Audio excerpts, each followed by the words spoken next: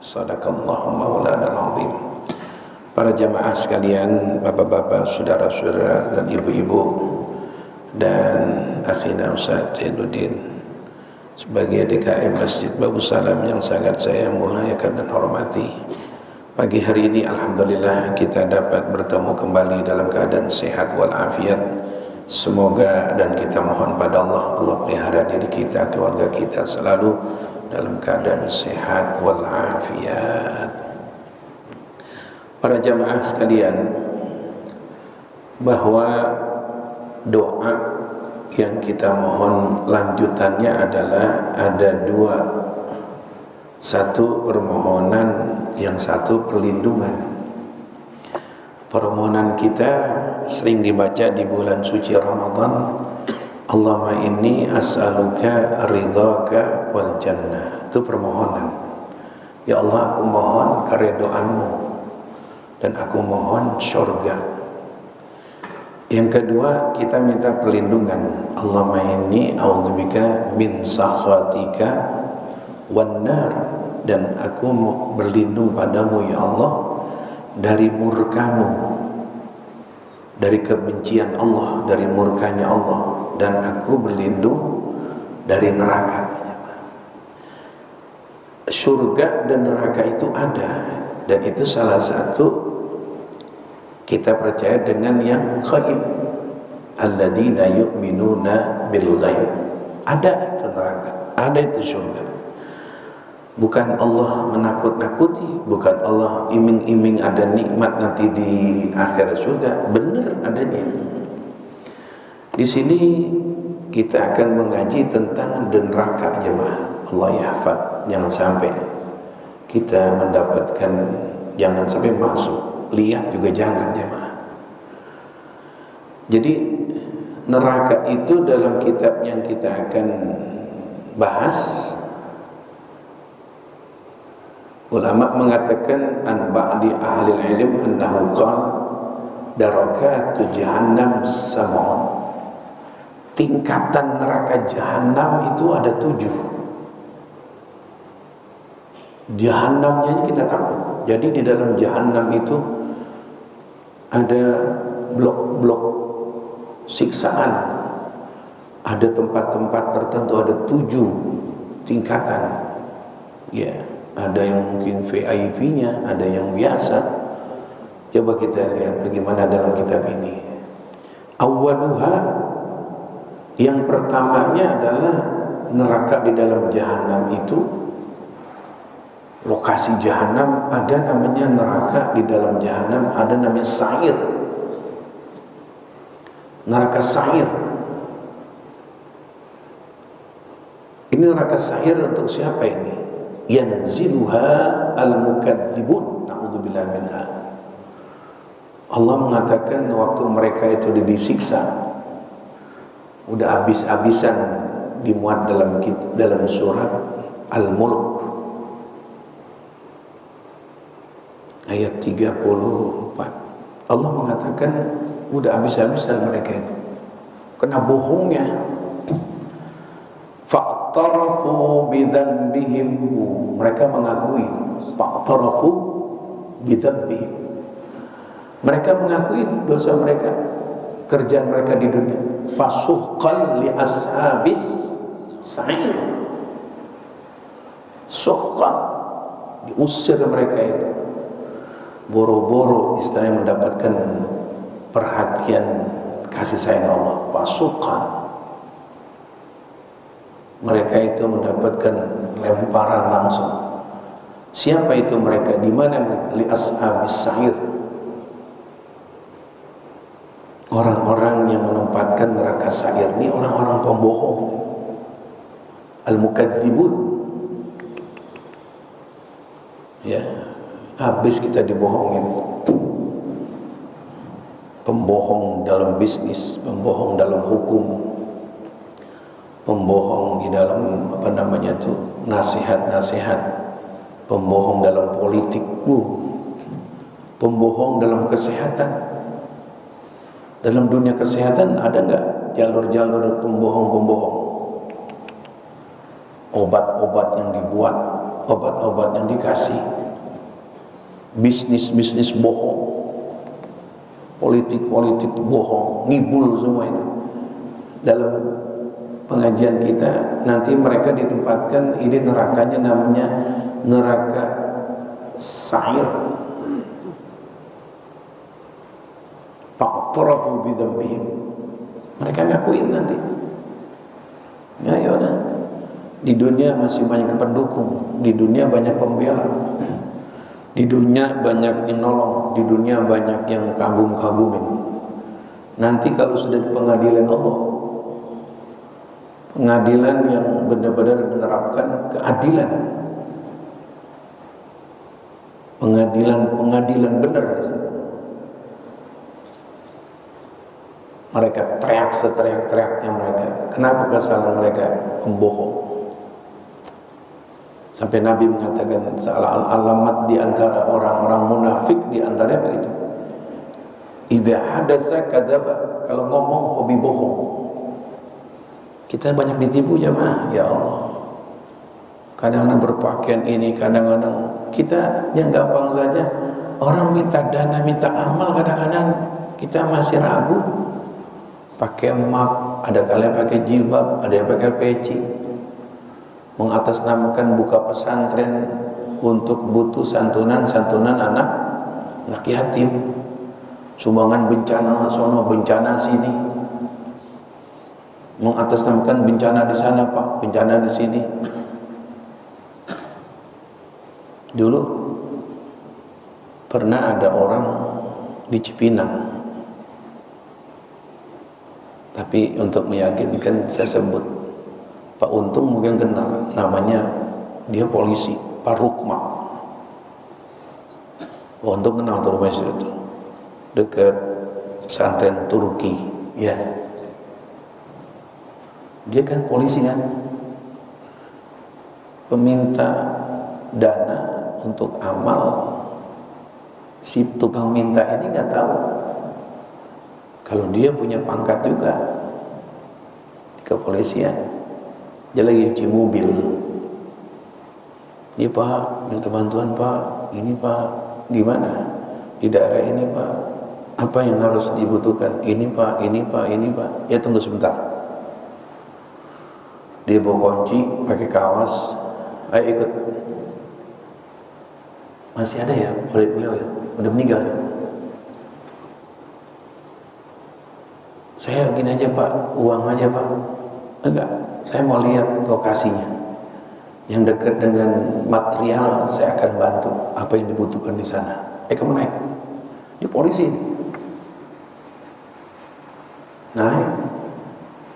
Sampai di flyover sekarang, dulu ada rel kereta api situ. Baru dia begini ya Pak, sekarang saya mau jalankan, minta dana lagi Pak. Bapak mau bantu berapa? Kalau enggak apa-apa Pak. Enggak, saya mau tanya di mana.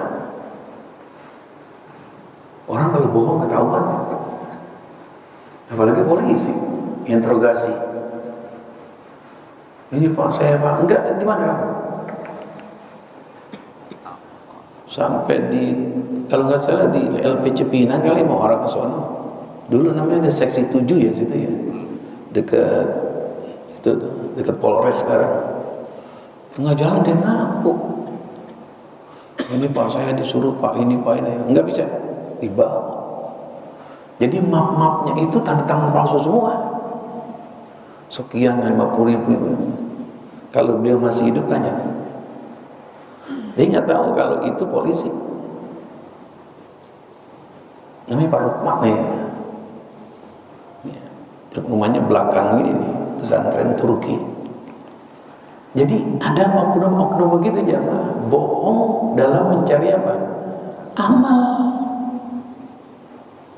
Banyak sekarang ya Allah, apalagi online kita lihat. Ya. Orang-orang bohong ini banyak banget jalur-jalurnya. Pembohong ulama, pakaian ulama, pakaian ustaz, mengatasnamakan Habib, diinterogasi. Banyak palsu, duit dibohongin kita. Kita kira duit asli, nggak taunya duit palsu, obat-obatan, onderdil, mobil-mobil, ya enggak, nomor-nomor polisi-polisi yang bohong, ya Allah. Jadi pembohong ini nanti di akhirat nerakanya khusus, namanya neraka sa'ir. Fasuhqan li ashabis sa'ir, diterjunkan mereka di dalam neraka sa'ir. Kenapa saya salah, Pak? Fa'tarafu bidzambihim, mereka ngakuin, ini Pak saya bohong, Pak. Malaikatun ghiladun syidad, nanti ada malaikat-malaikat yang bengis-bengis, syidadnya kasar-kasar. Bukan aja di dunia, ada polisi-polisi militer proposnya, ditendang sana, ditendang sini. Karena Allah mengatakan malaikatun giladun syidad. Ayo dah, mau teriak bagaimana nanti itu? Di dunia aman-aman aja, ulah bohongnya. Di akhirat nanti nggak lepas dah tuh.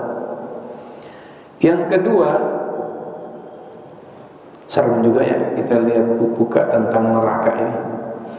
Boleh-boleh dah kita subuh kita ngaji-ngaji begini nih, berita akhirat yang terungkap dalam ayat-ayat Al-Quran. Ada lagi tingkatan kedua ini ya, wassaniyatu darakatul ladha. Di Jahannam nanti ada juga kapling neraka ladha. Siapa ini ladha?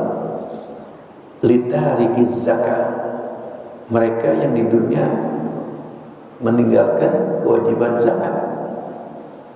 Kikir kayak Korun itu anak buahnya Korun, kaya-kaya, pengusaha hebat-hebat, nggak mau ngeluarin zakat.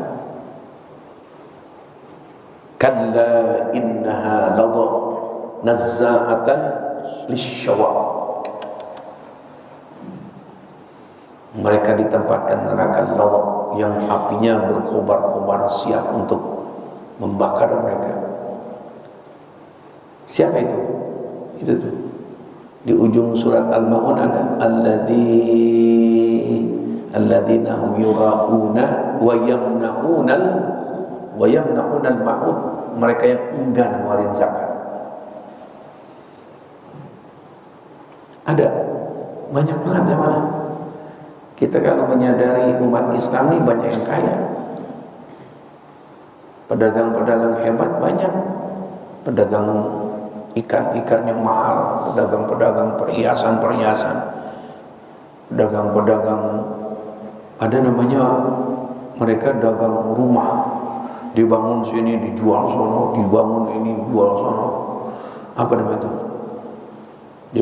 Di pelapor apa namanya itu? Penjual rumah, kaya-kaya. Yang ngeluarin zakat mereka. Kalau mereka sadar zakat aja jamaah, kita nggak ngemis-ngemis minta amal. Umat Islam dijadikan jalan raya jadi ngemis-ngemis, ya Allah, dibikin tanggokan. Orang lain pada ngeliatin, umat terbanyak, kok begini sih? Itu di sebelah kita ini ada dekat Tip Top tuh gereja, dibangun cuman 1-2 tahun.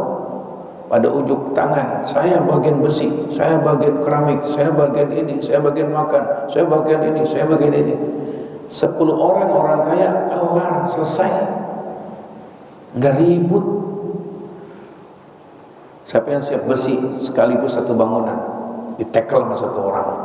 Siapa yang siap ini? Saya siap. Siapa yang siap keramik? Siapa yang siap batu? Siapa yang siap kolar? Siapa yang siap pasir? Siapa yang siap tukangnya? Kita belum bisa begitu kita. Ada masjid sampai sekarang masih kelihatannya ternit, belum dipasang. Di Bekasi saya cerita, ada satu masjid kecil itu musola dijadiin masjid karena jauh. Akhirnya saya tanya, ini sekarang udah jadi masjid, habis Ustaz mau sholat Jumat jauh Ustaz, jadi jadi masjid, gimana itu? Saya kumpulkan warga dari RW, Ustaz. Siapa jadi kayak di kredit. Jadi siapa yang siap dana sebulan 100.000, yang 500.000 kita siap. Per bulan sekian bakal bikin bangunan itu sekarang. Ada yang 150. Ya. Jadi mereka yang pelit-pelit, kikir-kikir, tidak membayar zakat. Nah, ini nerakanya ladha. Kalau kita si jamaah target punya emas 85 gram, kita belum punya. Seharga mungkin 80 juta simpanan itu. Mereka punya simpanan tuh. Ya. Allah mengatakan wailul likulli humazatil lumazah, terus alladzi jama'a malam wa'addada, dihitung itu berapa ini kalla. Ya Allah, mereka itu yang pada ngeluarin zakat. Kalau mereka ngeluarin zakat jadi berkah, jadi tambah. Kan ditawarkan oleh murid-murid Nabi Allah Musa begitu, ya Qarun, bila kau mengeluarkan zakat, kau akan bertambah kekayaan, tidak berkurang. Kau akan bertambah. La in syakartum la azidannakum. Enggak mau, tidak mendidik zakat ini. Nanti orang-orang miskin setiap tahun minta kepada orang kaya, enggak mendidik saya. Saya enggak akan memberikan didikan yang enggak bagus. Itu nada ucapan Qarun zaman Qarun. Sekarang banyak orang-orang kaya yang begitu. Enak aja kamu, kuat masih seger-seger, masih minta-minta, mengatasnamakan sedekah lah, sumbangan lah, zakat lah. Korun sekarang begitu tuh, ngasih kagak, orang diceramain. Kira-kira udah hampir setengah jam diceramain gak dikasih, itu orang seneng apa gedeg gitu. Kayaknya dia pulang dari rumah orang kaya, dikasih kagak, diceramain, kayaknya gak didoain tuh orang kaya, malah diapain? Sialan. Wah, setengah jam, kata temannya nungguin di pinggir kali, dekat depan apotek. Gimana? Berhasil? Dapat? Boro-boro, gua diceramain di sana. Jadi korun modern begitu. Korun dulu langsung nggak mau, ya ambles kekayaannya. Sebab kenapa tuh? Nggak ngeluarin kekayaan itu dari zakatnya. Allah janjinya benar, kau keluarkan zakat mungkin bertambah. La azidannakum. Kalau kau nggak ngeluarin zakat, ambles. Jadi kalau ada orang-orang mantan orang kaya sekarang ambles kekayaannya, jangan periksa yang lainnya. Zakatnya bagaimana tuh? Yang pernah punya ini, yang punya kekayaan ini. Laut sono tambak udang dia yang punya, pabrik mobil dia yang punya, pabrik semen dia yang punya. Keluarga dia kalau mau datang kemana aja mau disambut, masih jadi orang kaya. Nah, kenapa bisa ambles? Kita mendingan mantan orang miskin sekarang jadi orang kaya daripada mantan orang kaya sekarang orang miskin. Kenapa bisa jatuh ambles begitu? Di antaranya mungkin zakatnya kali kurang diperhatiin, nggak ada doa dari harta yang dikumpulin, hartanya nggak adem, hartanya nggak ada sedekah jariyahnya. Bapak sekian banyak harta, ada bangun musola nggak Pak? Bapak sekian banyak ratusan juta, ada bagian tembok yang Bapak bangunkan dari harta itu. Dari sekian harta, ada nggak orang yang diumrahkan sama Bapak? Ustadz itu diumrahkan sama saya, bagus tuh, dia bisa pergi haji dari harta Bapak. Ada nggak amal di masjid yang digelar sekarang ini dari duit Bapak? Ada nggak lampu yang? Nggak ada. Waduh, untuk apa itu? Iya. alladzi jama'a malan wa 'addada, hitung-hitung aja dong, sekian ini, sekian ini. Itu mereka nanti itu yang enggak mau, yang tidak mau ngeluarin zakat, nerakanya namanya neraka apa tadi? Laghu. Yang ketiga, yang kedua ya. Yang ketiga ada lagi ini. Yang ketiga apa itu? Wassalisatu saqar. Dalam lokasi neraka jahanam ada namanya saqar.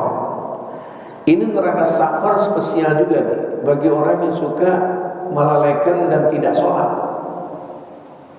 Jadi umat Islam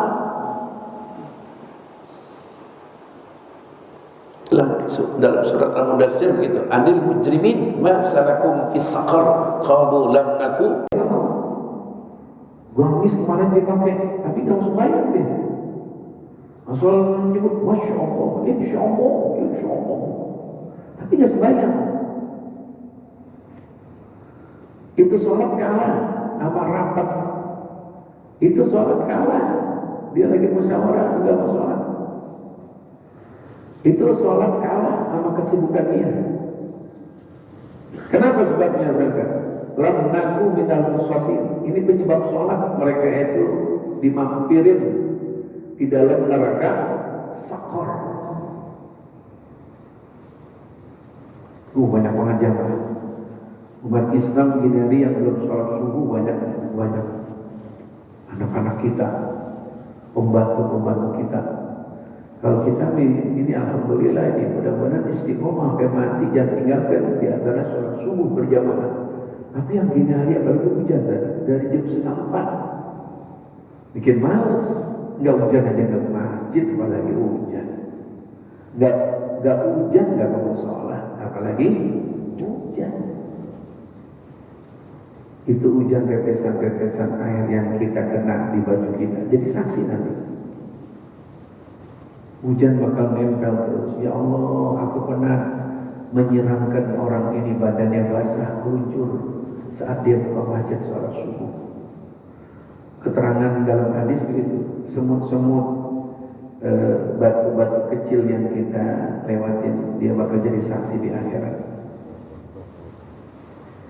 Jadi mereka yang tidak mau sholat, nerakanya khusus ini, nerakanya dan neraka saqar nih. Banyak nggak yang begini? Banyak umat Islam yang nggak sembahyang. Itulah yang Nabi sampai perhatian banget waktu beliau akhir napasnya beliau bilang as-shalah, as-shalah, as-shalah.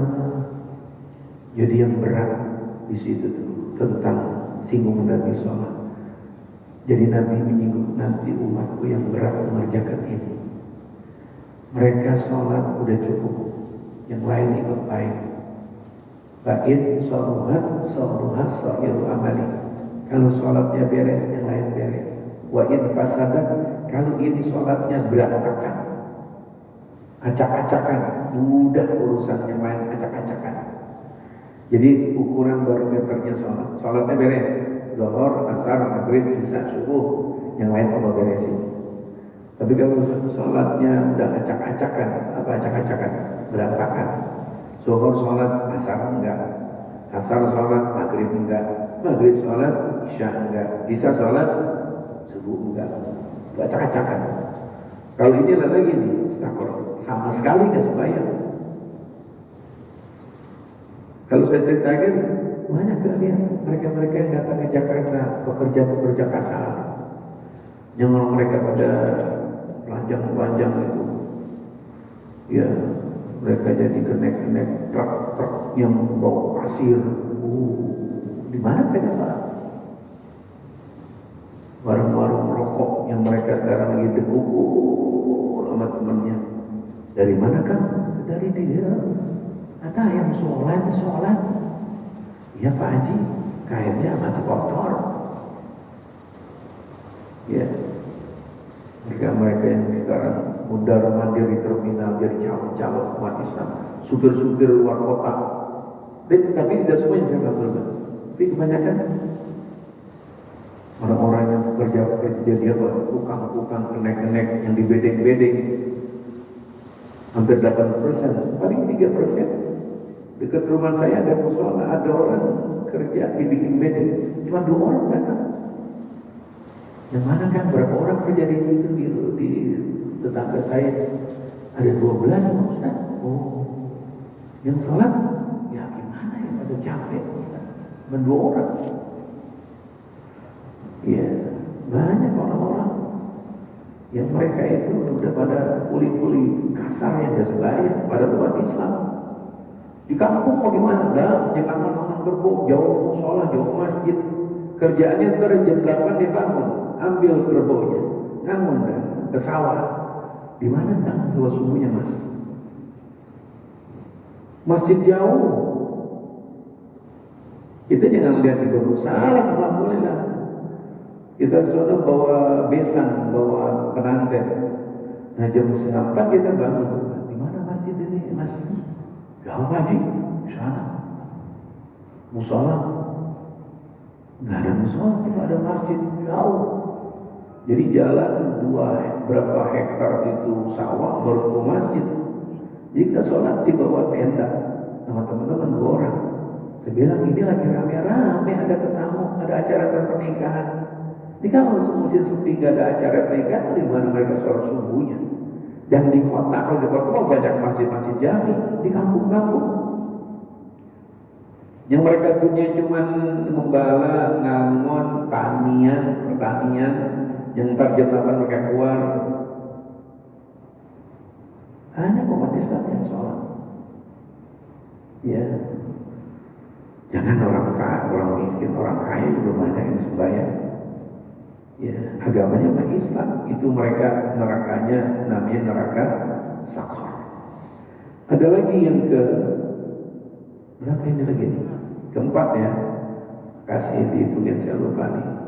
Ceramah juga ngitung juga, jadi murid perhatian juga dong. Dan berapa ceramah juga ngitung juga. 4 ya.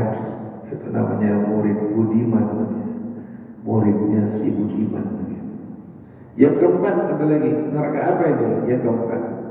Yang keempat di sini dijelaskan adalah bagian yang keempat, warabiatu jahim. Neraka jahim. Neraka namanya neraka jahim. Jangan namain anak jahim, nama neraka. Anaknya siapa? Saya Mas. Ini Pak Ustaz siapa? Jahim Effendi. Nah, jangan. Jahim nama neraka itu. Kan di Quran gak semuanya bagus. Nama anak Abu Lahab. Nah, jangan. Jahim. Itu neraka jahim untuk siapa ini? Ini neraka jahim. Ya, Allah tempatkan bagian keempat ini adalah mereka itu adalah littiba'il hawa, mengikuti hawa nafsu. Fa amma man tagha wa athara al-hayata dunya fa innal jahima yal ma'wa. Ikutin hawa nafsu, ambisinya, nafsu. Ada nafsu, ada setan jawab. Kalau setan bisikannya, dia cuma satu doang. Aku pengen ngambil. Kalau nafsu pengen ngambil, pengen bunuh, pengen zinain. Kalau udah bercabang-cabang itu nafsu, alatnya setan. Kalau setan cuma satu tuh ya, pengen bunuh orang biar dihabis. Udah. Kalau nafsu sama kita buka puasa ada dendeng, ada kotak-kotak, ada somai. Perasaan kita tuh di atas meja masuk ke perut kita semua. Ada teh manis, ada kopi, ada es, ada ini. Bikin gede, bikin besar, bikin ngumpulin dan nafsu kelompoknya. Waduh, ada tempat sayur. Waduh, itu macam-macam. Ada lagi somai. Waduh, pek, tuh. Minum 2 gelas aja, 2 begini. Mati manis 1. Bapak ini somai. Martabak Pak. Yang bikin bermacam-macam keinginan nafsu.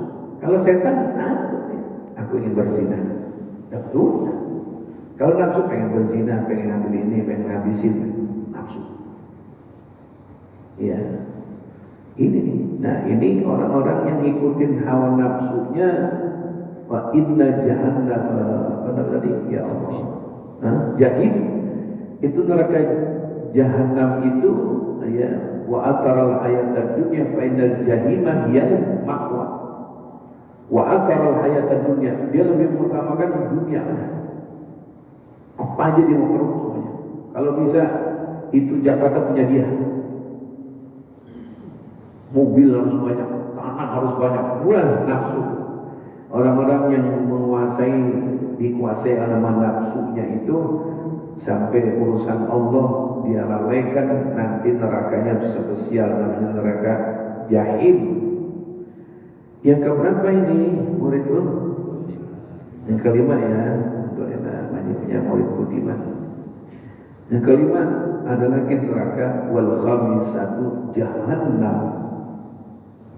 Oh, ini jahannam. Ya, baru nih siapa itu jahannam itu yang lokasi besar isi macam-macam. Oh, itu jamaah, kalau jamaah baca itu di dalam surat Al-Hijr ayat 43. Wa inna jahannama la mau'iduhum ajma'in. Itu orang-orang jahannam itu ayatnya panjang tuh. Masalah orang-orang yang udah jadi bertekuk lutut sama setan. Itu mereka-mereka yang pada, mohon maaf, mereka-mereka yang sudah pada nyimpang. Kita pergi haji, simbol-simbol setan kan ada di sana. Kita melontar kan, ada 3 lokasi, ya, Aqabah, Ula, dan Wusta. Itu masih simbol sampai ada setan. Udah gak ada lagi kan, tapi itu simbol. Pelajarannya setan harus kamu sambit. Apa itu setan? Yang menyimpang. Harusnya sholat, nggak sholat, itu setan. Yang harus ngaji, nggak ngaji, itu setan. Yang harus baca Quran, jadi nggak baca Quran, itu setan. Setelah pulang ngaji, yang banyak menyimpang harus disambit. Pulang ngaji, gini lagi nonton sinetron nanti, harusnya maghrib, harus apain tuh? Gini, sambit. Anak masih main HP juga, kita lagi kamar, waduh, gua habis pulang haji ini, anak masih main HP, apa yang tuh anak? Sambit. Sambitnya nggak pakai batu, pakai omongan sambitnya. Ya, jadi orang-orang yang dikuasai bertekuk lutut sama setan. Memang udah otak setan udah jalan. Mulutnya ketus, emosinya sering. Kalau udah marah-marah apa aja ditendang, apa aja dipukul, udah setan udah semua. Ya, gak ada peri kemanusiaan, udah gak ada belas kasihan. Orang-orang udah kuasa setan gitu. Nabi mengatakan setan itu masuk melalui pembuluh-pembuluh darah, dan kuasai mereka. Pemikirannya, penentuan vonisnya udah setan. Itu nerakanya, namanya neraka jahanam. Berapa lagi jamaah? Lama banget ya. 6 ya. Yang ke-6 wasadisatu al-hawiyah, neraka hawiyah. Siapa ini neraka hawiyah? Ini neraka hawiyah ini orang-orang yang tadi kita baca tuh, yang timbangannya itu lebih banyak ke kirinya berat, ke kanan ringan, dosanya banyak. Tadi saya bacakan hawiyah. Wa amma man khaffat mawazinuhu fa ummuhu hawiyah. Yang timbangannya enggak ada apa-apanya, ya Allah. Salatnya enggak ada, berjamnya enggak ada, sedekah enggak ada. Khaffat ringan. Yang kanan ringan, yang berat ke kiri. Jadi timbangannya kan di kiri saya, begitu tuh. Yang kita pengen kan adalah wa amma man saqulat mawazinuhu fa huwa fihi syatir radiyah. Kita pengen yang kanan yang berat. Siapa yang berat timbangan ke kanannya, bahwa fi 'isyatir radiyah, maka orang itu mendapatkan kehidupan yang menggembirakan, kehidupan yang nikmat surga. Nah dia tidak. Khaffat mawazinu fa ummuhu. Dan terakhir yang ke-7, siapa ini ke-7? Neraka apa? Wasabiatu al-hutamah. Neraka utama. Siapa ini? Khuliqat lin-nammamin. Orang yang suka mengadu-ngadu, provokator. Ngadu-ngadu, dibikin keruh gitu. Diaduk-aduk umat Islam, dipecah belah, dividet et impra. Ini contoh, ini bina, ini ya Allah.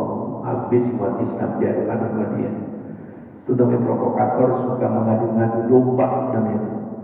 Mengadu domba di politik, mengadu domba di bidang dakwah, ceramah, khutbah, itu nerakanya khusus, namanya neraka. Nah, mudah-mudahan Allah berikan kita taufik hidayah, terhindar dan dijauhkan dari di antara 7 neraka. Mudah-mudahan Rabbana atina fid dunya hasanah wa fil akhirati hasanah wa qina adzabannar. Sallallahu alaihi wasallam Muhammadin wa ala alihi wasallam. Alhamdulillahi rabbil alamin. Assalamualaikum warahmatullahi wabarakatuh.